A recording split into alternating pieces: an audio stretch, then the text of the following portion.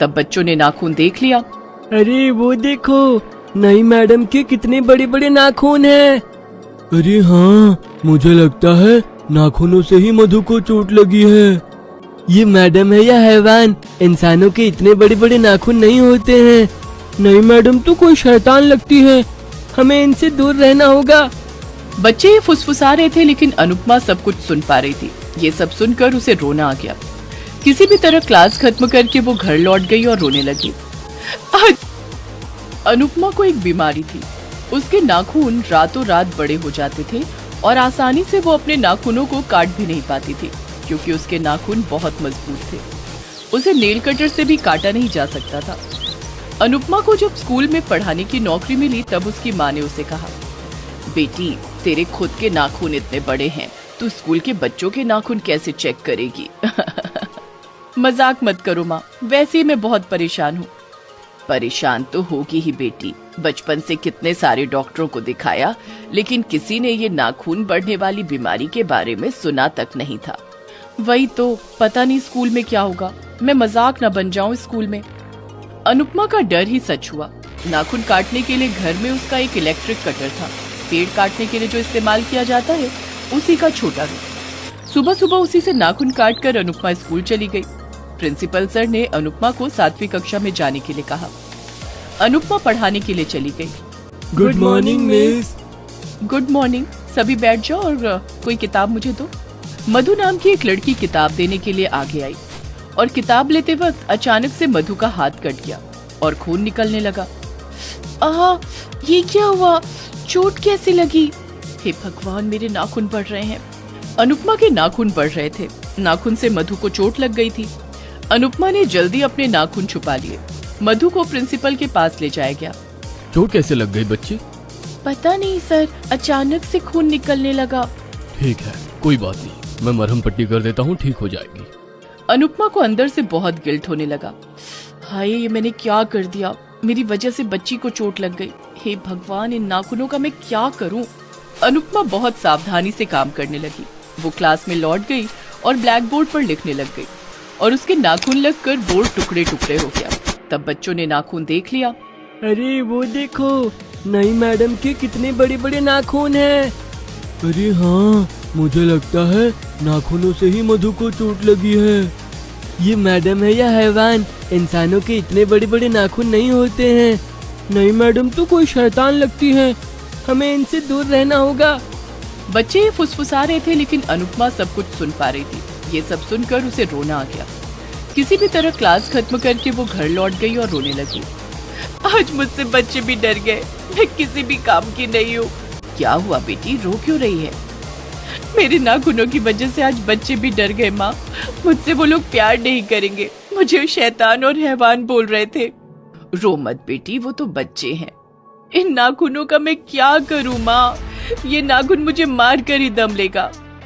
नहीं बेटा, देखना एक दिन इन नाखूनों की वजह से तुझे सब लोग प्यार करेंगे। लेकिन वो दिन कब आएगा माँ? आएगा बेटी, आएगा, तू बस सही वक्त का इंतजार कर। अपने नाखूनों की वजह से अनुपमा की कोई दोस्त या सहेली भी नहीं है। बचपन से ही उसके उम्र के सारे बच्चे उससे दूर रहते थे। अनुपमा अकेली स्कूल जाती थी और अकेली घर वापस आती थी। उसके साथ कोई खेलता भी नहीं था, इसीलिए अनुपमा किताबों से ही प्यार करती थी, हमेशा पढ़ाई करती थी। इसी तरह पढ़ाई करते करते वो क्लास में फर्स्ट आने लगी और कॉलेज भी पास हो गई। और अचानक से उसके पिता का देहांत हो गया। घर में चावल आटा खत्म होने लगा तो उसने नौकरी के लिए अप्लाई किया। उसका रिजल्ट देखकर स्कूल में उसे आसानी से नौकरी दे दी गई और स्कूल जाते ही उसे नाखूनों की वजह से बच्चों से ही बुरा भला सुनना पड़ा। अनुपमा बैठे बैठे यही सब सोच रही थी, उसे नींद नहीं आई। अगले दिन वो स्कूल गई और देखा आधे बच्चे स्कूल नहीं आए हैं। क्या बात है अनुपमा, तुम्हारी क्लास के बच्चे स्कूल क्यों नहीं आए हैं? पता नहीं प्रिंसिपल सर, कल तो सभी आए थे। ठीक है, कल आने दो इन लोगों को, मैं बात करता हूँ। अनुपमा को मन ही मन पता था कि बच्चे क्यों नहीं आए थे। बच्चे उससे डर गए थे। अनुपमा क्लास खत्म करके टीचर्स रूम में बैठ गई। बाकी टीचर्स खाना खा रहे थे, लेकिन अनुपमा अपने नाखूनों की वजह से हाथ छुपा कर ही बैठी थी। तभी लिपिका मैडम ने अनुपमा से कहा, क्या बात है नई टीचर, खाना लाना भूल गई हो क्या? नहीं नहीं, खाना है। अच्छा समझ गई, तुम शर्मा रही हो, ये लो मैं खिला देती हूँ। लिपिका अनुपमा को खिलाने के लिए आगे आई और अनुपमा ने हाथ आगे किया। अनुपमा के नाखून बहुत ज्यादा लंबे हो चुके थे। अरे ये क्या, इतने लंबे नाखून, नाखून है या तलवार? और लिपिका वहां से हट गई। बाकी के टीचर्स भी अनुपमा से दूर हट गए और वो लोग आपस में बातें करने लगे। बाप रे बाप, इतने लंबे नाखून, किसी इंसान के इतने लंबे नाखून देखे हैं? मुझे तो लगता है कोई शैतान है। बाप रे बाप, मैं इसके आसपास नहीं जाने वाली। हाँ, मैं भी इससे दूर ही रहने वाली हूँ। उधर मधु और बाकी बच्चे भी घर जाकर अनुपमा के बारे में बुराइयां करने लगे। माँ पता है, हमारी नई मिस चुड़ैल है। ऐसा नहीं बोलते बेटी, ये सब कहाँ से सीख रही हो तुम? सच बोल रही हो माँ, उनके इतने लंबे लंबे नाखून हैं। फालतू की स्टोरी मत बनाओ मधु। अरे माँ, आप मेरा यकीन क्यों नहीं करती हो? नाखून से ही तो मुझे चोट लग गई थी। अच्छा, ऐसी बात है क्या? हाँ माँ, मैं स्कूल नहीं जाऊंगी, मुझे बहुत डर लग रहा है। लेकिन स्कूल तो जाना ही होगा बेटी। नहीं, मैं स्कूल नहीं जाऊंगी, मैं नहीं जाऊंगी। मधु की तरह बाकी बच्चे भी डरे हुए थे। उन्होंने भी स्कूल आने से इनकार कर दिया। प्रिंसिपल बहुत चिंता में पड़ गए। ये क्या हो रहा है? दिन ब दिन अटेंडेंस कम क्यों हो रहा है? ऐसे ही चलता रहा तो हमें भूखा मरना होगा।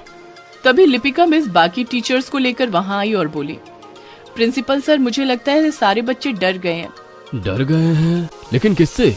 नई टीचर से, अनुपमा से डर गए हैं बच्चे। अनुपमा से? लेकिन अनुपमा ने क्या किया? आपने उसके नाखून नहीं देखे क्या? नहीं तो। चलिए दिखाती हूँ। प्रिंसिपल चुपके से क्लास के अंदर झांक कर देखने लगे। अनुपमा के तलवार जैसे लंबे नाखून थे और वो नाखून सूरज की रोशनी से चमक रहे थे। अरे ये तो सच है, इतने लंबे नाखून। अगले दिन स्कूल के बाहर बच्चों के माता पिता आकर भीड़ लगाने लगे। हमारी मांग पूरी करो, नहीं तो हमारे बच्चे इस स्कूल में नहीं पढ़ेंगे। प्रिंसिपल सर बाहर आए। क्या बात है, कैसी मांग? हमारे बच्चे नई टीचर से डर गए हैं। उनकी उंगलियों में लोमड़ियों के जैसे नाखून हैं। हाँ, मैंने देखा है। नई टीचर को स्कूल से निकालना होगा, नहीं तो हम हमारे बच्चों को दूसरे स्कूल में पढ़ाएंगे। नहीं, ऐसा मत कीजिए, मैं देखता हूँ। प्रिंसिपल ने अनुपमा को ऑफिस में बुलाया। अनुपमा रोते हुए आई। मुझे पता है सर आप क्या बोलोगे, लेकिन इसमें मेरी कोई गलती नहीं है सर। मेरे नाखून बचपन से ही ऐसे हैं। देखो, मैं समझ सकता हूँ, लेकिन बच्चे डर रहे हैं। तुम्हें इस स्कूल से निकलना होगा। नहीं सर, ऐसा मत कीजिए। मैं गरीब हूँ, मेरे पिताजी मर गए, मुझे घर चलाना पड़ता है। मैं कुछ नहीं कर सकता अनुपमा, मैं तुम्हें इस स्कूल से बाहर निकालता हूँ। अनुपमा को स्कूल से निकाल देने की बात फैल गई। अनुपमा स्कूल से बाहर गई और सारे बच्चे अंदर आ गए। अनुपमा रो रही थी और तभी अचानक से एक जोरदार भूकंप शुरू हुआ। अरे ये क्या हो रहा है? सब कुछ हिल क्यों रहा है? मर गई, बचाओ बचाओ। भूकंप की वजह से पूरा स्कूल टूट पड़ा और उसके अंदर सभी बच्चे और टीचर फंस गए। अंदर से चीखने चिल्लाने की आवाज आ रही थी। बाहर बच्चों के माता पिता परेशान हो रहे थे। अब क्या होगा? अब इन्हें कौन बचाएगा? कोई बचाओ मेरी बेटी को। और तभी अनुपमा सामने आई। मैं बचाऊंगी इन सबको, मेरे नाखून आज कुछ तो काम आएंगे। अनुपमा के नाखून बहुत मजबूत थे। उसने एक नाखून मारा और एक चट्टान टूटकर चूर चूर हो गया। उसके अंदर प्रिंसिपल सर फंसे हुए थे। वो बाहर आए। बहुत बहुत धन्यवाद अनुपमा, तुमने मेरी जान बचाई। इसी तरह अनुपमा अपने नाखूनों से चट्टान तोड़ती रही और एक एक करके सबको बाहर निकालती रही और 1 घंटे के अंदर उसने सभी बच्चों और टीचर को बाहर निकाला। हमें माफ कर दो अनुपमा, हमने तुम्हें गलत समझा। हाँ मिस, आप बहुत अच्छी हो। सभी अनुपमा को गले लगाने लगे। रातों रात अनुपमा अपने नाखूनों की वजह से फेमस हो गई। चारों तरफ उसकी तारीफ होने लगी और उसे सरकार के इमरजेंसी विभाग में नौकरी मिल गई। नाखूनों की वजह से उसे इज्जत मिलने लगी और वो खुशी खुशी जीने लगी।